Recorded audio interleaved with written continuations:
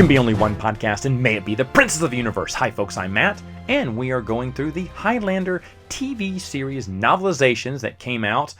They are independent stories from the TV show. They do connect. They are all connected. They're in one continuity. Very rare that you have books like that in all continuity. In fact, now that I think about it, this may be the second biggest. I think it's bigger than Indiana Jones. Well, if you count the comic books from Indiana Jones may have the second biggest, big, huge continuity thing. And then third probably is Highlander. Fourth would probably be Firefly. I know they have a big continuity, even though their comic books suck. But I think they're all in one continuity still, if I'm not mistaken. And but yeah, so it's kind of weird. I think again maybe Spartacus, who has comic books and novels all tie in. I don't know. Buffy. I don't know if the Buffy books, if they wrote Buffy books. I'm sure they did, but I know the Buffy comic books for the most part stayed in continuity with the TV show. I don't know. That'd be a good thing to look into. I should have looked into that. But Highlander's got to be up there because it has a lot of books. It has a lot of comic books. I mean, not too many books, but it does have a few comic book series, and they kind of all fit within one continuity. I don't know. It's not so bad. Not so bad. Ain't no Star Wars. But I do think Indiana Jones would be bigger now that I think about it, because Indiana Jones probably had a few more books. Not too many. But they definitely had a ton of children's books and comic books. So I think Indiana Jones would beat out Highlander in biggest continuity. But like I said, that's the reason I got it, because I did hear they were in all continuity. Now, of course, I love Highlander. Obviously, the name of this podcast is the Princes of the Universe podcast. So that should tell you how much we love Highlander. In fact, I know I've told this story a million times, but when Bruce and I were thinking about doing this podcast, I said, what can we name it? I didn't want to name it a Star Wars name, even though that's what I was big for. I'm still big for Star Wars. I want to do something different.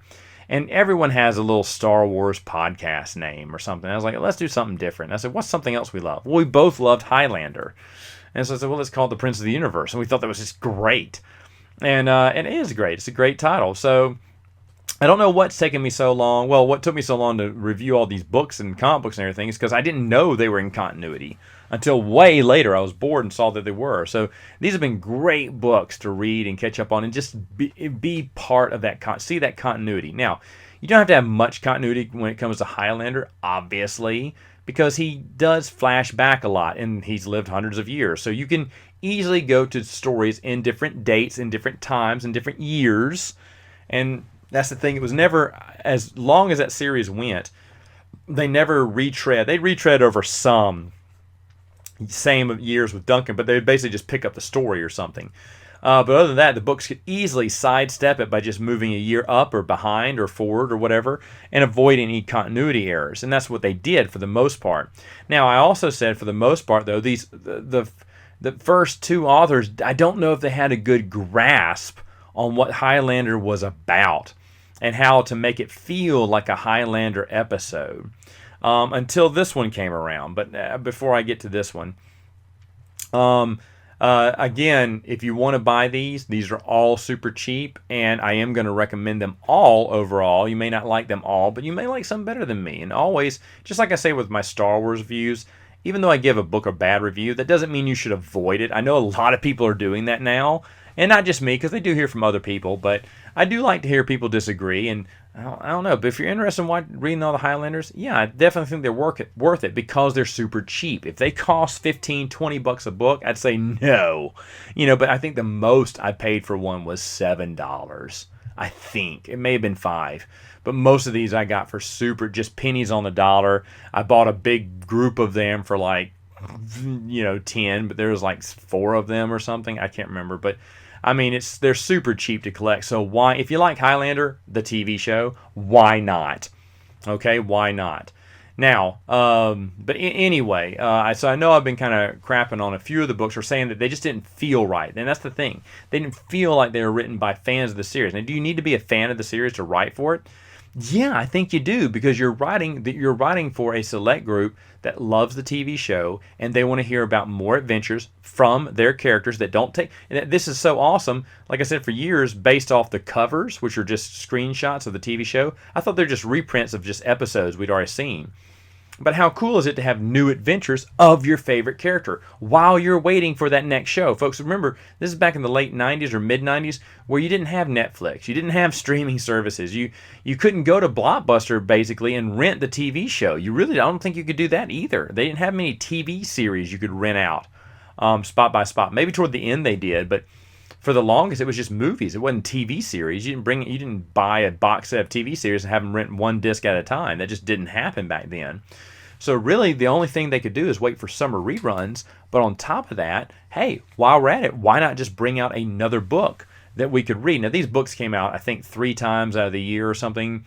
Early spring, summer, and fall. So, I mean, during the show was coming out too. But hey, if you want more Highlander and you can't wait for next week's episode, then go ahead and pick up this book. It's only 200 pages. You'll easily, the dumbest person can read this. And, reading 50 pages, you can read even 20 pages in 10 days. Well, let me see. In 7 days, you'd have to read what? Well, no, you could get it done easily in a week, I think, by just reading 30 pages. 30 pages a day. Yeah, I think anyone could read 30 pages, so you could basically read this book before the next episode came out, and you get to enjoy a little bit more of Highlander episode. But the thing is, I feel like a lot of these authors just didn't, even though they swear that all these people were, the study I didn't do too much a deep dive, but I did look into it a little bit. I found out that a lot of these people were fans of the series, at least they said they were.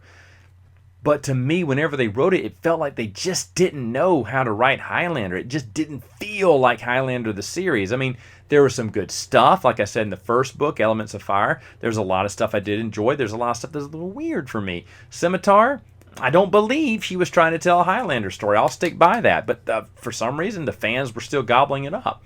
Well, for Scotland the Brave, which is what we're going to review today, and I know I usually do a lot of filler here and talk about other subjects, but I think Scotland the Brave is one that I can talk about for a good long time. We'll see.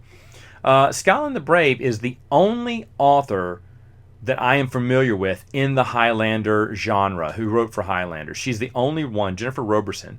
The reason I know that, Star Wars fans, you probably know this name. She wrote short fiction, at least one, I know, for Tales from Mos Eisley. She may have written for Tales from Jabba's Palace. I can't remember. And now that I'm saying that, it sounds like she did. Anyway, Jennifer Roberson wrote a few things in Tales. So when I saw her name, I was like, shut up. I know her from Star Wars. Now, I know her from a short story from Star Wars. Here she is writing a novel. Obviously, she could write novels too. So I was excited. So, okay, there's one author that I've read before that I'm familiar with. The rest of the authors, never heard of them ever before. Not that I know every author out there. It's just like you think some of these, it makes sense that a Star Wars author would, and they were writing for Star Wars too, probably at this time. They were writing for Highlander. So she was on a roll, baby. But Jennifer Roberson, I knew her. I was like, okay, I've loved her short stories in Star Wars. She's written stuff that felt Star Wars. Now here comes the test. Can she write something that feels like Highlander? The answer is yes. Yeah, this felt like not just an episode of Highlander, but a great episode of Highlander. I mean, a really good, it probably would, if they would have made this book, this novelization to an episode, it would probably be among everyone's favorite episodes. I'm not kidding. Everything's inferior to the Four Horsemen storyline, but this would definitely be a memorable one and one that people would talk about because I do think it's that good. So let's just dig right into this, okay? So it starts off, Duncan is mysteriously given tickets to Macbeth. We don't know by who, but he's been given tickets. And obviously it's by an immortal who wants to see him there because, mentioning, I can't remember exactly what the wording is, but to my old friend Duncan, old friend, and Richie comes in and he's like, what do you think that is? You think it's a friend of yours? I guess. I don't know. I have friends everywhere. I also have enemies. Do you think it's a trap, Mac? He went, well, I don't know, but it's Macbeth, and I don't miss a showing of Macbeth. Macbeth, the Scottish play. And of course there's a lot of Macbeth in it, lines, and kind of how the, story goes. These characters who play Macbeth are kind of playing out the roles in real life, yada, yada, yada. Well, that's fine. I like that. I'm not really a Shakespeare guy. I'm not really a Macbeth fan. I do a lot of theater. I've seen Macbeth. I'm not impressed by Shakespeare or anything. Some of those older shows, it's just not for me. And I do love theater, but the old Shakespeare stuff I actually hate. I did one Shakespeare play. What was it called? As You Like It. There are so many. Oh no, I did two. I did The Tempest too. But there's so many characters that are just written the same way, the same things. I'm so bored. So, and of course, everyone has to put a spin on it because the way it's written is boring. So, one was did it have a pirate theme? No, one was straight up. One was straight up, and one had a '60s hippies, as you like it, but from the '60s. So everyone had to dress up in hippie gear or whatever, and I was a hippie delivering these Shakespearean lines, and we did it in the park. Yep, you heard me right. I did Shakespeare in the park. You're welcome. I absolutely hated it too. Out of all the shows I've ever done, I've despised that show. I was off of my first show. I was super excited. Everyone was clapping me on the back. And someone says, I want you in my show. I said, absolutely, let's do this, because I had so much fun. And then I found out what misery was like. The show was way too long. I think it went 3 hours or longer because she added stuff to it. Like, anybody could do anything. My good friend of mine, I love him to death, but he wanted to do a guitar solo during it, like a Jimi Hendrix guitar solo, because he loved the guitar. And so she let him do it. It was way too long. It was like 4 or 5 minutes long of him just riffing on the guitar. And a lot of times he would just ad-lib because he just thought he's in love with his guitar music, even though no one else is. So I think he just ad-lib on his guitar music too and just kind of do some random thing. But he had an audience, so why not jam out? He was younger back then, teenager. And so it's every teenager's dream to be playing in front of a live audience, right? With your guitar skills, you're going to wow them away. But it was just boring. It drug. It made no sense in the storyline. But because I think the director, who was young too, kind of had a crush on him, she was letting him do whatever he wanted. But anyway, the director was young, not inexperienced, but definitely young and immature. And it was just a disaster. It was a disaster. She should have cut the show by... She found out one of the big complaints was it was going too long. So she decided to cut 5 minutes out. And she thought that was really a big achievement because she thought that's going to make a big difference. And I remember she told us this. I think it was 10 minutes, actually. She went, hey, guys, good news. We're cutting some stuff. We're going to make it shorter. And everyone was like so happy. And she goes, yeah, we're taking 10 more minutes out. And I'm like, 10? So it's only going to run 2 hours and 50 minutes then. Or it's maybe going to run an even 3 now. It was so stupid. Like, wait, what? That's not cutting it. You need to cut in half. But she didn't want to cut anything. Anything. She wanted all these ad-libs and all these things to go in. And man, I'd sit there for hours before my in-between scenes. I'd be bored. When we did in the park, we didn't do them all in the park. We did some at different places, but when we did one in the park, I was hot and I didn't want to do it anymore. I had long hippie hair and baggy clothes, and it was 90-something degrees. I was miserable, and people were like, oh man, is this really 3 hours? And you could tell in their faces they just wanted it to end. They're like, oh, we want to be nice, but we really want to leave right now. And it was just a disaster. And I never worked for her. She doesn't know this, but I never have worked for her again. Now, has she gotten better? Perhaps. And she's asked me to do stuff in the past. Not lately now. Now she's got kids and everything. I think she stopped. But, man, I did not want to do any more shows with her. And I put a kibosh on that. In fact, the only good thing about that show is, one, I got to work with my buddy again. And two, I got to meet someone else I became friends with. And I think we did maybe one other show together. But we really stayed good friends. Her husband and my wife have been on, we didn't plan it, but I think we've been twice to Disney World together, or at least once. I can't remember because I have so many good memories of going to Universal Studios with them, hanging out with them at Disney, and just having so much fun because her husband is really awesome, and she's really awesome too, and her whole family I became friends with too. But that was really cool, and her little brother was a good friend of mine too, and I think he was in that show too. But anyway, that's probably the only good things that came out of that. Other than that, horrible show. Anyway, so back going. I said I wouldn't digress. I promised myself I would not digress, but I can't help it. Highlander. See, just like Duncan, I am falling back into the memories of the past and sharing these flashbacks with you as they come to me live on the stage or on the mic here. But anyway, so of course, yes, as Duncan goes to the Macbeth play, it turns out that they are immortals playing the roles of Macbeth. Aha! So it is a trap, Well, I should mention, back up.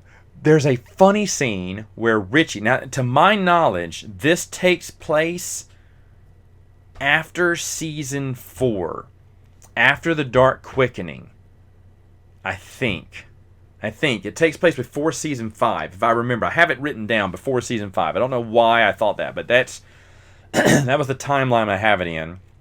So maybe these aren't all in chronological order after all, because that's pretty late in the series. But anyway, this takes place before season 5, within that summer draw, and so Duncan is going to go to this. Well, meanwhile, Richie will not let the subject drop that he thinks, and he wants Mac to know this. Mac, check it out. Elvis is immortal. He's immortal, isn't it? Did anyone really see his body? He's still alive. You can tell me, Mac. Is he still alive? You met him once, right? He said, I met him, Richie, and I'll tell you, he's not immortal. You know, someone was like, oh, you met Elvis? Yeah, because he's Duncan MacLeod. He's met every famous person in the past. But it just, that right there, with Richie trying to, get Duncan to admit that Elvis is immortal and he is alive somewhere, and to think that Elvis is an immortal is hilarious. It's hilarious. And the thing is, back in the 90s, that joke would have went really well.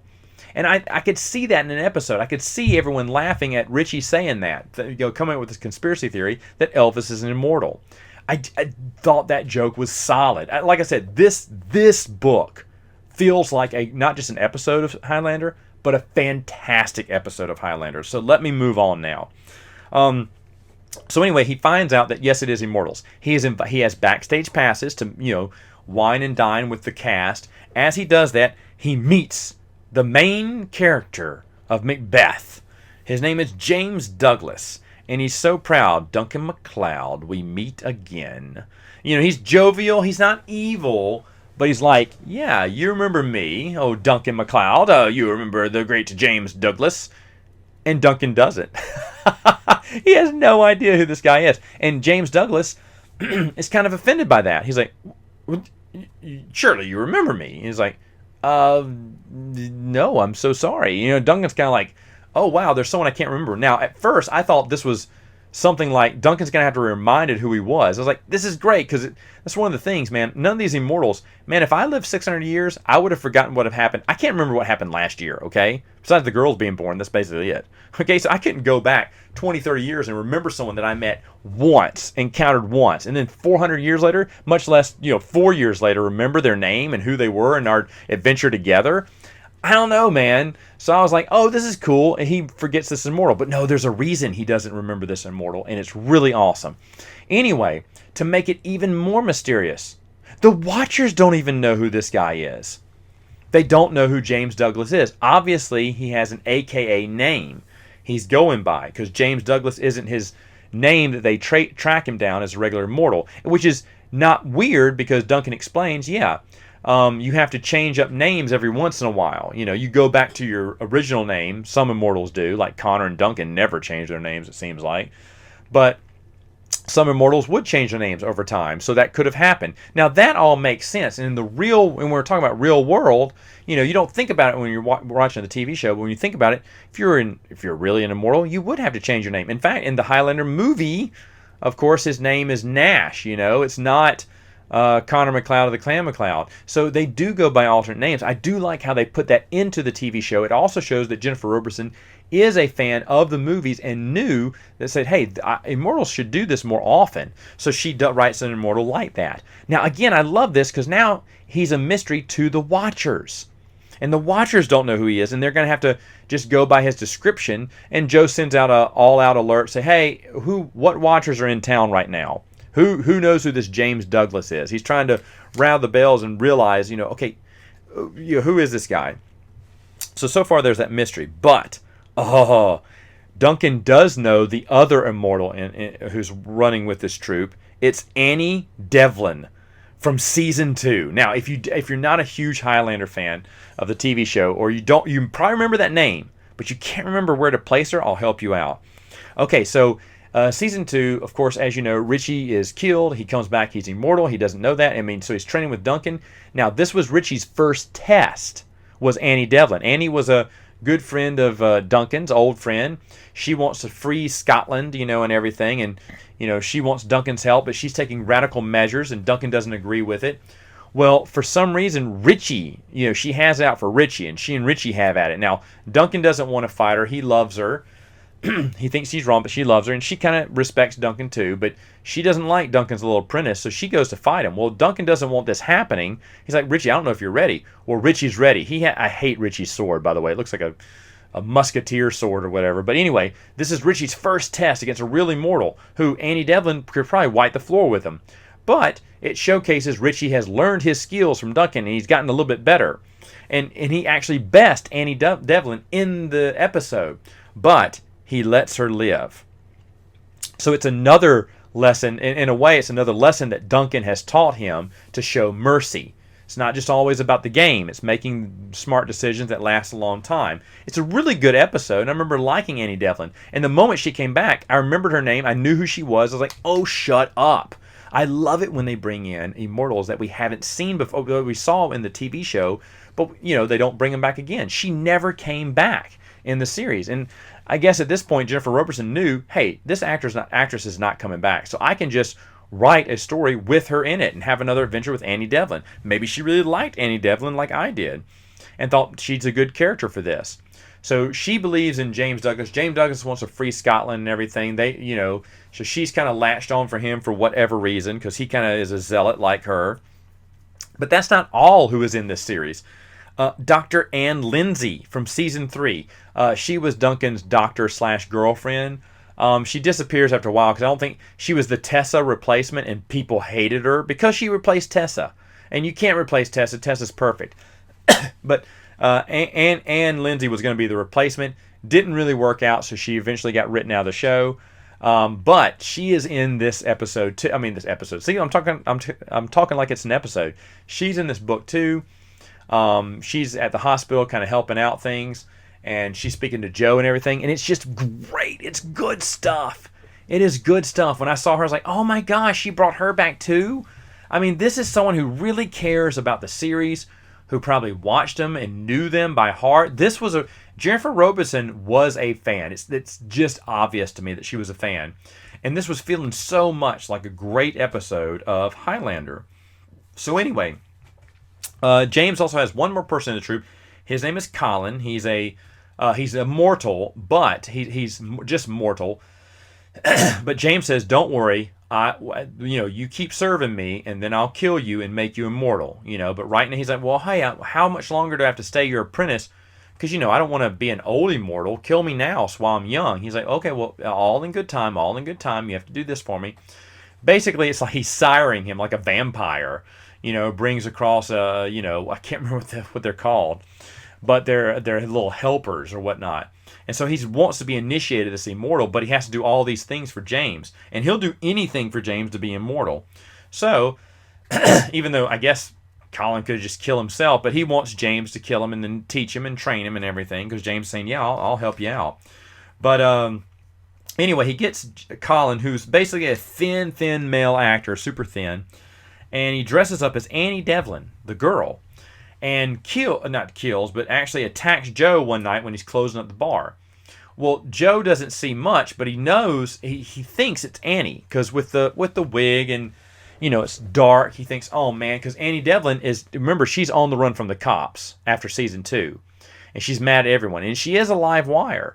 So, yeah, she probably would stab Joe just to hurt Duncan, or just get mad at Duncan, because Duncan still won't help her.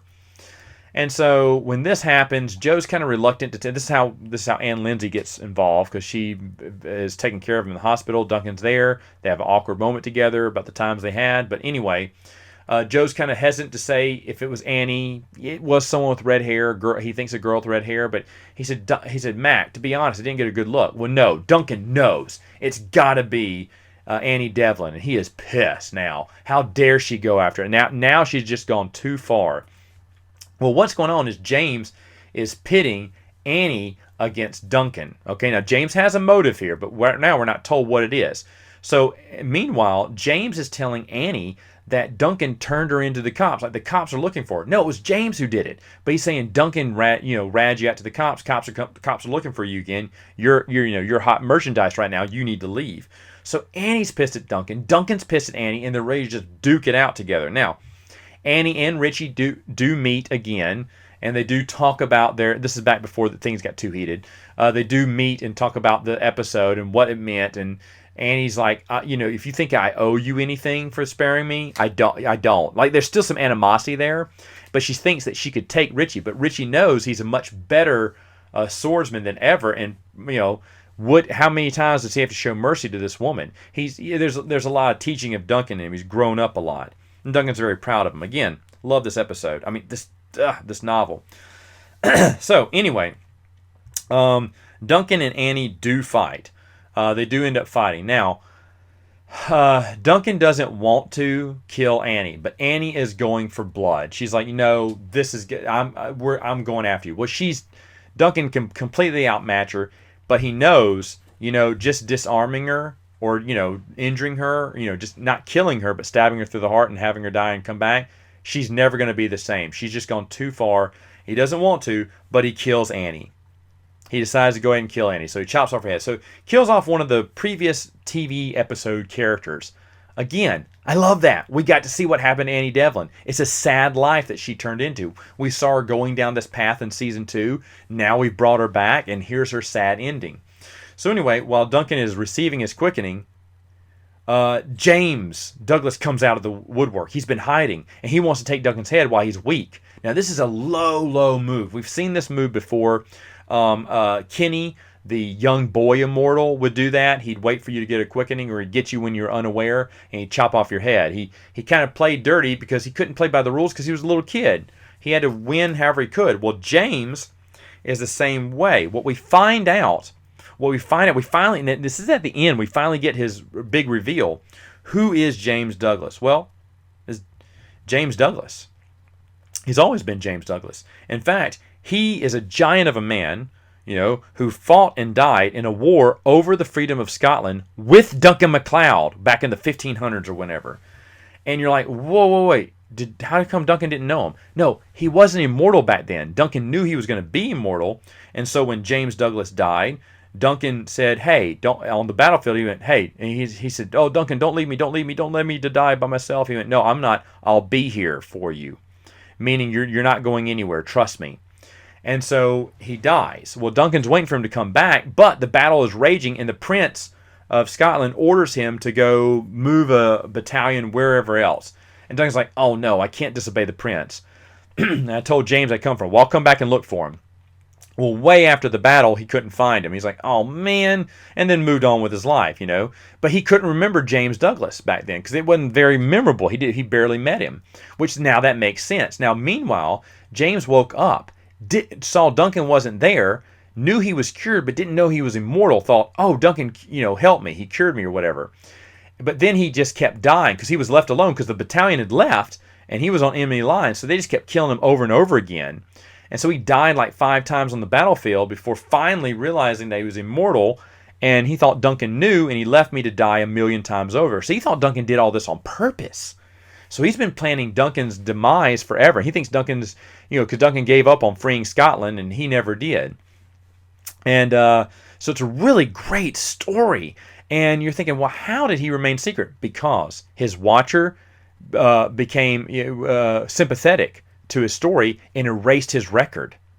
Now, the watcher, of course, Duncan's going to kill James Douglas after all this is found out.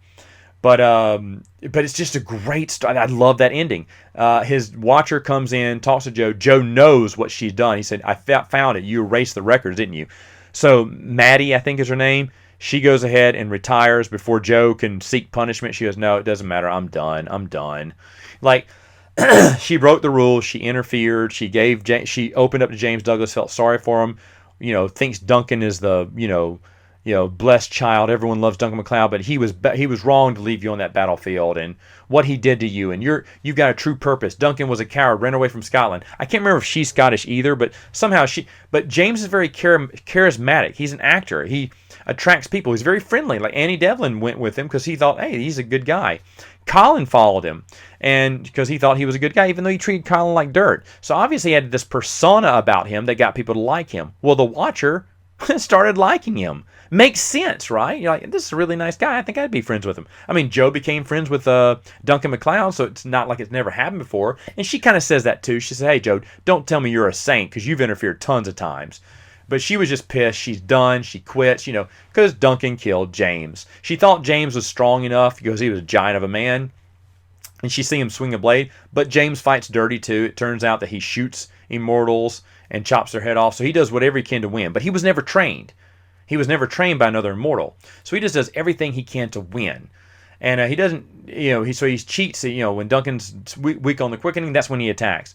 Unfortunately, you're messing with Duncan MacLeod, baby. So Duncan MacLeod took his head, and that was the end. Now, there is one extra twist at the end.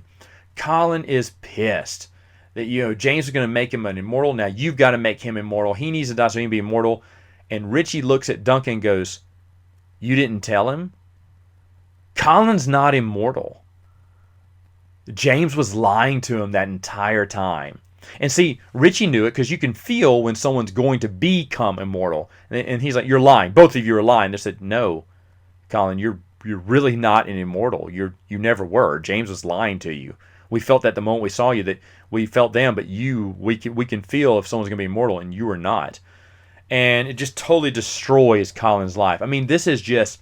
And I can see this episode. It's so impactful. It is such a great read. And I ruined everything about it for you.